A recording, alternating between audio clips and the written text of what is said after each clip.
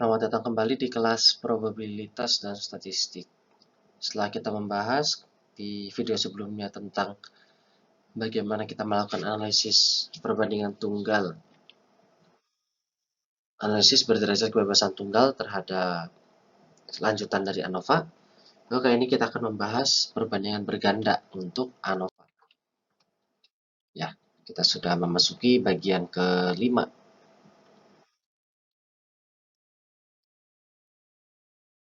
Nah, seperti yang sudah kita bahas di pertemuan sebelumnya juga, ANOVA itu atau analisis variansi itu prosedur yang sangat berguna untuk menguji homogenitas suatu himpunan min.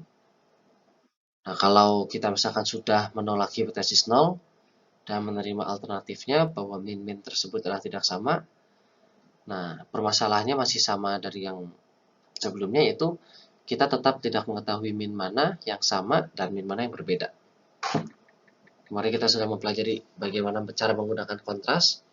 Di sini akan digunakan penerapan yang lebih umum diterapkan. Nah, pendekatannya itu kita langsung membuat di sini adalah namanya perbandingan berpasangan di antara perlakuan. Nah, perbandingan berpasangan ini itu kalau kita lihat bentuknya adalah seperti kontras sederhana, yaitu kita menguji antara mu 1 dengan mu lainnya itu apakah berbeda atau sama. Seperti yang bisa dilihat, hipotesis 0 mu i dikurangi mu j itu sama dengan 0, dan hipotesis alternatifnya mu i dikurangi mu j itu tidak sama dengan 0. Pengujian ini dikembangkan menggunakan pendekatan statistik F, statistik T, atau selang kepercayaan. Misalkan ya, pada kasus akses video streaming lagi, kita ingin menguji bagaimana perbedaan lokasi 1 dengan lokasi 5 gitu.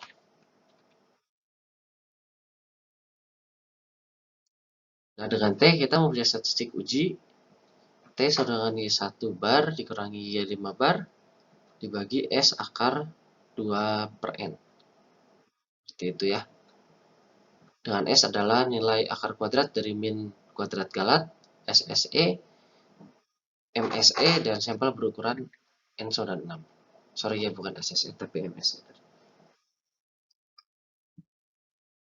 Nah, kalau kita kuadratkan nilai T ini, maka hasilnya akan sama dengan nilai F yang digunakan untuk pengujian nantinya gitu, yaitu F sama dengan Y1 bar kurangi Y5 bar kuadrat dibagi S kuadrat per 2 akar N.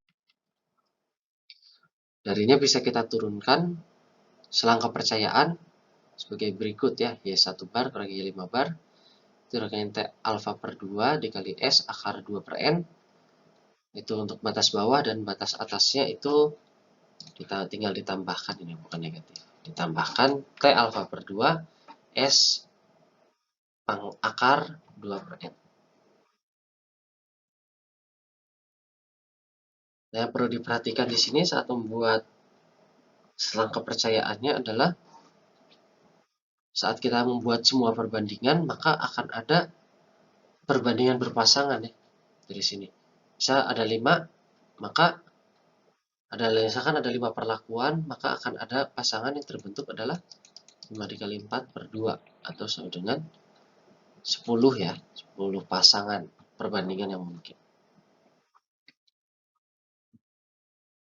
Nah, dari misalkan kita menggunakan alfa 0,05, maka tingkat kesalahan eksperimennya bisa kita hitung sebagai, karena ada R, ada 10 perbandingan, kita pangkatkan 10 satu min alfanya. Jadi tingkat kepercayaannya satunya itu 95%, karena 10 kali kita menguji, maka kita pangkatkan 10. 0,95 pangkat 10. Disitulah tingkat kesalahan eksperimennya bisa dihitung. Misalkan, nah ini contohnya, misalkan ada 6 perbandingan yang kita buat, dengan alfanya itu 0,05, maka tingkat kesalahan eksperimennya adalah sangat besar ya, 0,26. Dia jauh di atas 0,05 yang kita bayangkan di awal, karena di sini kita langsung membandingkan dari 6 perbandingan, itu berarti ada 4 ya, ada 4, misalkan ada 4 kelas, 1, 2, 3, 4. maka kita melakukan perbandingan 1, 2, 1, 3, 1, 4, 2, 3, 2, 4, dan 3, 4. Nah, dari setiap selang kepercayaan ini membawa kepercayaan 95%, maka kesalahannya ini menumpuk ya, sampai bawah sebanyak 6 kali. Jadi dipangkatkan 6. Seperti itu. Nah, kalau kita menggunakan pendekatan ini, sudah jelas tidak konservatif ya. Nah, kalau banyak perbandingan ini kita uji, maka kita membutuhkan suatu cara yang lain. Nah, cara yang lain ini agar perbandingan ini lebih konservatif. Nah, kita akan pelajari di pertemuan berikutnya.